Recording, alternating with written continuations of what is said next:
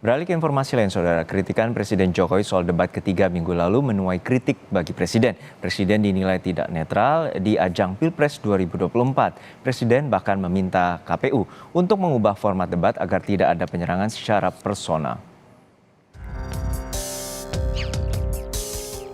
Presiden Joko Widodo kecewa dengan debat ketiga Pilpres 2024. Presiden menilai debat ketiga tidak mengedukasi masyarakat dan hanya didominasi saling serang personal antar calon presiden. Menurut Jokowi, saling serang tidak masalah selama tidak menyerang personal. Jokowi pun meminta format debat Pilpres perlu diubah. Substansi dari visinya malah tidak kelihatan.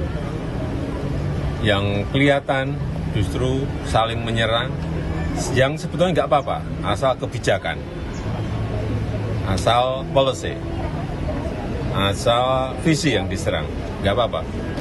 Tapi kalau sudah menyerang personal, pribadi yang tidak ada hubungan dengan konteks debat tadi malam, mengenai hubungan internasional, mengenai geopolitik, mengenai pertahanan, dan lain-lainnya, saya kira kurang memberikan pendidikan, kurang mengedukasi masyarakat yang menonton.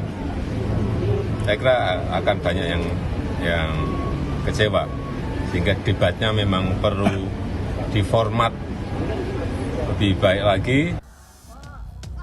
Calon Presiden nomor urut 1 Anies Baswedan terkejut Presiden Joko Widodo berkomentar soal debat ketiga kemarin.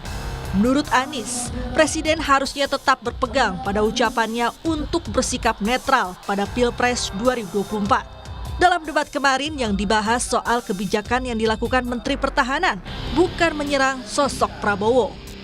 Sebenarnya yang dibahas tadi malam adalah semua soal kebijakan. Kebijakan-kebijakan yang dilakukan, dan ini adalah bagian dari publik bisa melakukan penilaian atas kebijakan-kebijakan yang dibuat. Malah aneh kalau dipandang sebagai personal. Ini sama sekali nggak ada personal.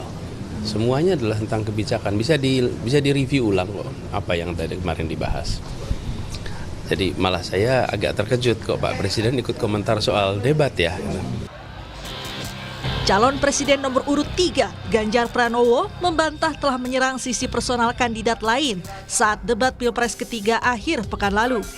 Ini merespon pernyataan Presiden Joko Widodo yang merasa kecewa dengan jalannya debat karena perdebatan menyerang personal, bukan visi misi dan kebijakan capres. Saya rasanya tidak pernah sekalipun menyerang Pak Prabowo, Mas Anies secara pribadi, itu enggak itu. Yang saya serang semua kebijakan kok.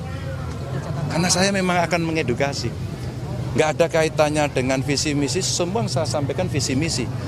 Ya, semua boleh menilai, tapi hari ini seluruh masyarakat sudah mencatat, menilai, membandingkan, dan kemudian bisa dibuktikan. Oke ya, terima kasih. Capres nomor urut 2 Prabowo Subianto menjawab pernyataan Capres nomor urut 1 Anies Baswedan yang menyinggung kepemilikan lahan 340.000 hektar dalam debat minggu lalu.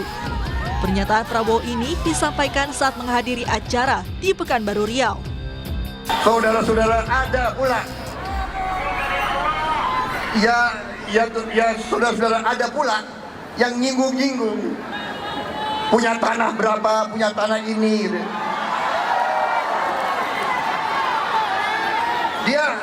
Dia pintar atau goblok sih? Dia ngerti nggak ada HGU, hak guna usaha, hak guna bangunan, hak pakai, ya kan?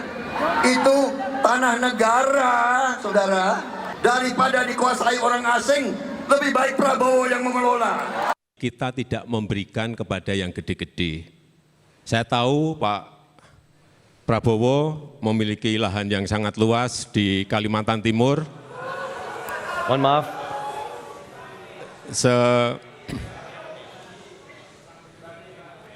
Sebesar 220.000 hektar.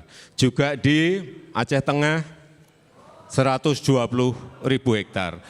Saya hanya ingin menyampaikan bahwa bahwa pembagian seperti ini tidak dilakukan masa pemerintahan saya. Dalam debat calon presiden pada 17 Februari 2019, Jokowi menyatakan Prabowo memiliki 220.000 hektar lahan di Kalimantan Timur. Selain itu, Jokowi juga menyebut Prabowo menguasai 120.000 hektar lahan di Aceh Tengah. Pernyataan Jokowi dalam debat kala itu juga sempat dilaporkan tim Prabowo ke Bawaslu atas dugaan fitnah dan kebohongan. Pernyataan Jokowi soal tanah Prabowo dinilai merupakan penyerangan secara personal. Menanggapi kritikan soal debat, Komisi Pemilihan Umum menegaskan tidak akan mengubah format debat meski ada evaluasi dari Presiden Joko Widodo. Ketua KPU Hashim Asyari menyebut, format debat saat ini sudah disepakati semua tim peserta Pilpres. Atau bentuk debatnya sudah disepakati, ada 6 segmen. Segmen pertama visi misi program, segmen 2 dan 3 pertanyaan yang disiapkan oleh panelis dan kemudian masing-masing calon menjawab. Segmen 4 dan 5 adalah pertanyaan masing-masing calon kepada calon yang lain dan dijawab oleh calon. Segmen ke-6 penutup. Jadi memang modelnya seperti itu. 4 dan 5 pun akan begitu, debat ke-4 dan ke-5 pun akan begitu. KPU menilai perubahan format debat justru akan menimbulkan pertanyaan masyarakat karena 3 debat sudah berlangsung dengan format yang sama. Tim Liputan Kompas TV.